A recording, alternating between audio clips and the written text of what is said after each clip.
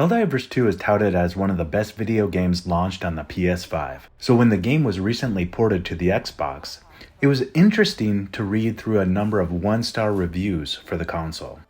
While many complaints revolved around the game crashing, I was looking for the type of review where a playable game was possible, but the amount of enjoyment was so bad, it demanded a review to be filled out and the game given the worst possible score.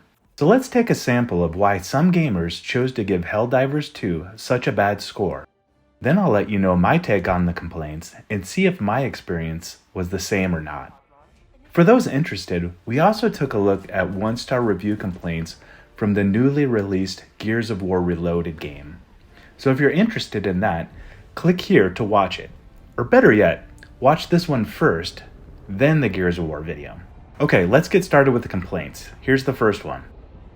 Game came out in 2024 and looks like a low quality 360 or an Xbox One game. Frames are bad and the game looks choppy. Inputs don't work 25% of the time, such as reloading, stims, and nade swap, glitching into objects or down in bug holes, support items bouncing completely off location. This ruins the experience.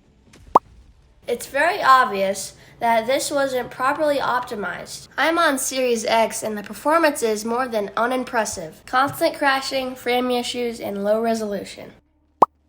Game is so overhyped to garbage. Got it with high hopes, only to be sorely dissatisfied with the incredibly stale and bland gameplay. Point and shoot boring gameplay with cornballs who roleplay soldier to distract them from the fact that they wasted their money. Wow, so pretty harsh. Let's unpack these complaints, excluding the game crash comments. In this video, we'll look at low quality graphics, visual glitching, subpar frame rates, poor input controls, and the fact that the game is no fun, that Helldivers is stale, bland, boring, toxic, and overall, trash. Before I get into whether these complaints are valid or not, if you're enjoying this video, please give it a thumbs up and consider hitting that subscribe button. We're a small gaming channel just trying to find our audience in the massive world of YouTube. First up is graphics. When the game boots up and you jump aboard your ship, the graphics are actually pretty good to me. I will say that Helldivers 2 has a massive advantage over other games since we never get to see the character's face, only a helmet that covers their facial features. This kind of makes the character boring, despite being able to modify other parts of the character's uniform. Once you land on a planet, however, the graphics do seem to change. Take this red Mars-looking planet as an example. The dust kicked up and the lower quality particle effects make it really challenging to see. To be honest, this does up the anticipation and fear factor, since you can't see more than 10 feet in front of your character's face. But graphically, it really doesn't look good other than the explosions.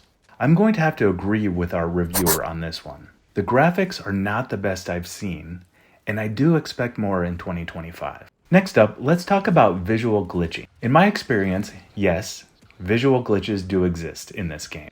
I've had situations where my pod lands and I'm stuck on the side of a cliff, unable to escape. Other times I've dropped into holes or gaps in the terrain, again, unable to get out.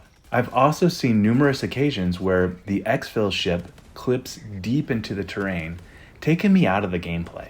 I think these glitches are largely due to the maps being procedurally generated, using some sort of AI to create the planet landscape with various assets at their disposal. And sometimes these glitches are going to happen, but it is a real problem and I'm going to have to agree with our reviewer. Okay, let's move on to our third complaint, subpar frame rates. And again, I have to admit I've experienced frame rate dips on numerous occasions. Not much to say about this one. I hear that this complaint spans across PlayStation, Xbox, and PC, with Xbox complaints likely being louder right now since the game just released on this platform. Yes, we again have another truth bomb. As for our fourth complaint, poor input controls. I can't say that this has been an issue for me. I actually feel like the controls and requesting perks using a series of D-pad presses is quite enjoyable. Whenever I need a stim or grenade, it's always been there for me with the click of a button. No issues here. And finally, our final complaint that the game and its player base is, well, trash. This one is actually laughable for me. Despite all the graphical, frame rate, and glitching, the game is really, really fun to play.